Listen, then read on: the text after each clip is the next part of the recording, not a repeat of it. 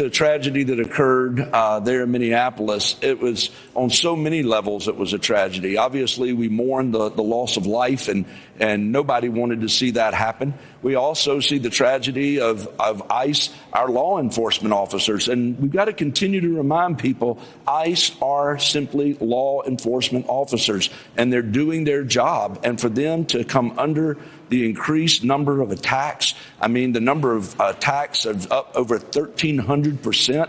And we're seeing, again, incredible numbers of the increase in the percentage of attacks with vehicles threatening to run over them. And so this was a tragedy on so many levels. And I think that the American people have got to realize, and certainly I'm hearing that more and more back home, and that is people realize that they're trying to do a job, and we've got to allow them to do a job. And I heard something just this week that I thought was very, very important that Tom Homan pointed out, that if these protesters and these that are trying to disrupt the work of ICE would not do this, they would be able to go about in a much clearer fashion of identifying the people they're going to arrest, being able to follow their leads, follow the investigations. But they're not able to do that because of all of the protesters trying to create chaos. And that's why they have to use more of these sweeping approaches when they come in, and then other people get picked up, because if they get somebody that's here illegally, they can't just turn and look the other way. They're going to take them in.